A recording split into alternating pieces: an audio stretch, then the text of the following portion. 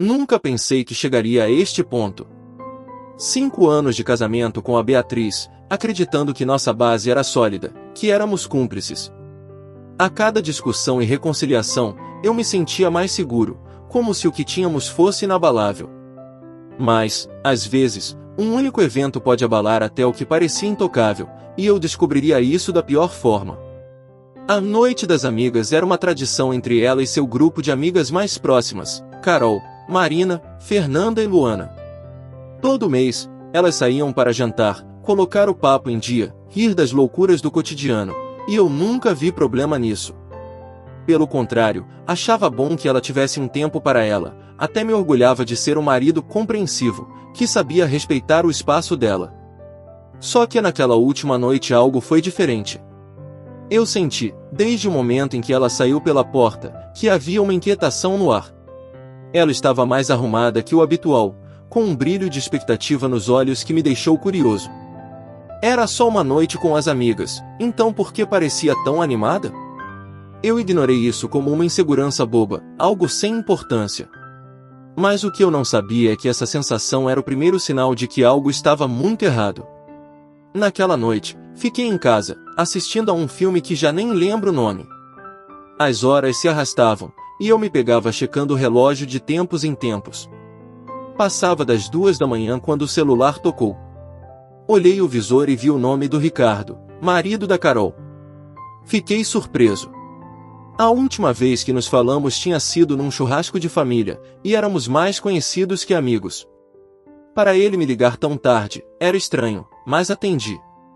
Ricardo começou sem rodeios. Cara, você tem 1 minuto? Desculpa a hora, mas é algo que eu acho que você tem o direito de saber.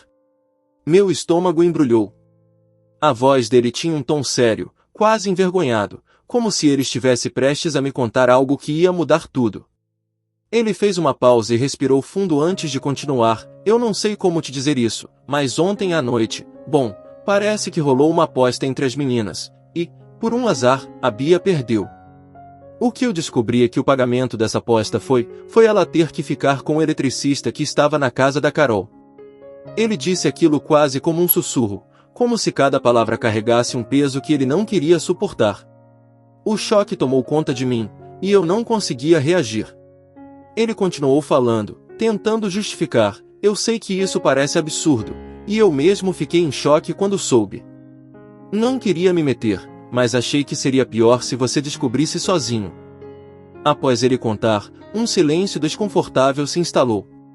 Tudo em que eu conseguia pensar era, Bia, minha esposa, com o eletricista, por causa de uma aposta. Eu agradeci a ele, mais por reflexo que por sinceridade, e desliguei.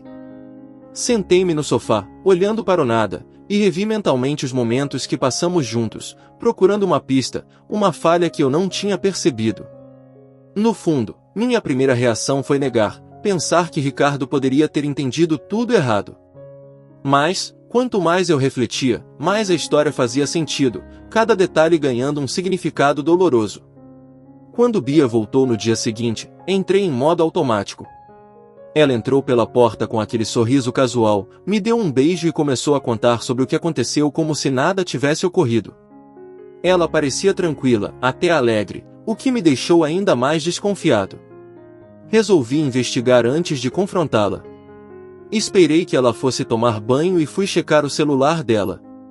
Eu nunca havia pensado em invadir a privacidade dela desse jeito, mas, naquela altura, precisava de respostas. Fui direto para as mensagens do grupo das amigas, e lá estava a confirmação. Em meio a piadas e risadas, encontrei uma troca de mensagens entre ela e a Carol que me fez gelar. Você arrasou na aposta, Bia. Dizia a Carol com emojis de risadas e piscadinhas. A resposta da Bia, quase provocativa, era algo que nunca imaginei que ela diria. Não sei se arrasei, mas que foi interessante, foi.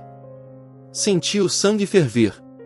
Eu quis estourar ali mesmo, confrontá-la, mas me contive. Uma reação impulsiva não me daria o que eu queria, ver ela se enrolar nas próprias mentiras. Com uma calma forçada, saí do quarto e esperei que ela.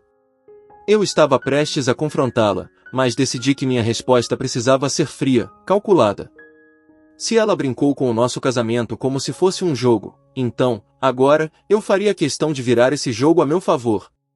Passei dias elaborando um plano que a faria repensar cada escolha que fez. Primeiro, comecei a retirar pequenas quantias de nossa conta conjunta, transferindo para uma conta particular que ela desconhecia. Nada muito chamativo, apenas o suficiente para não levantar suspeitas, mas, ao longo dos meses, a quantia foi crescendo.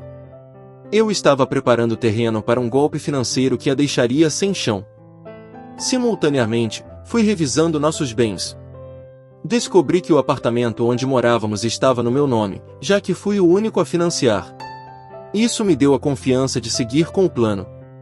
Além disso, comecei a registrar cada conversa e a guardar prints das mensagens dela com as amigas. Essas provas seriam cruciais mais adiante. Enquanto isso, eu mantinha a fachada de marido amoroso. Continuava a sorrir para ela, a conversar normalmente, a beijá-la quando saía para o trabalho. Era quase surreal como ela não percebia minha mudança. Em um momento ou outro, havia me observando com um olhar suspeito, mas ela nunca questionava diretamente. Talvez, para ela, tudo estivesse bem resolvido. O ponto alto veio quando preparei uma noite especial.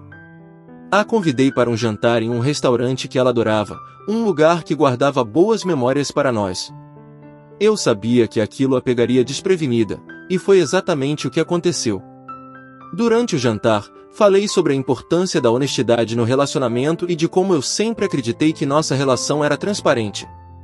Cada palavra era uma faca que ela mal percebia entrando.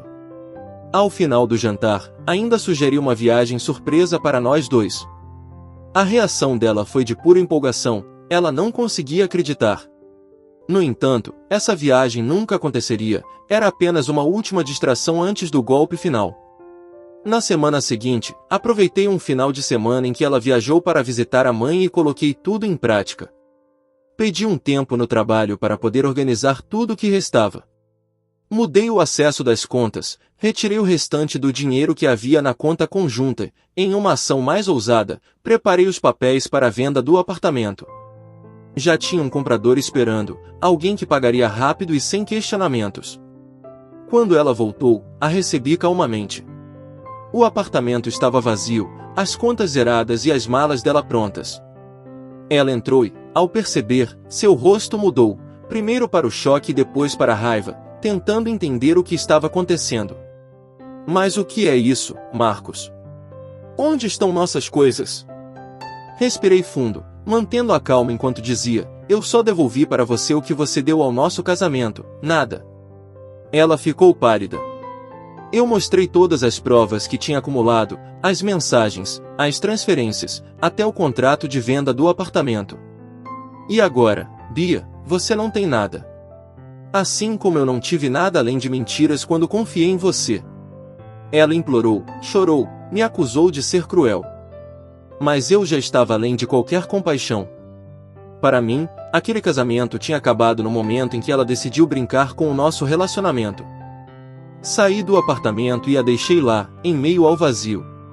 E, enquanto me afastava, senti um misto de alívio e justiça. Ela finalmente experimentava a dor que causou. Gostou dessa história?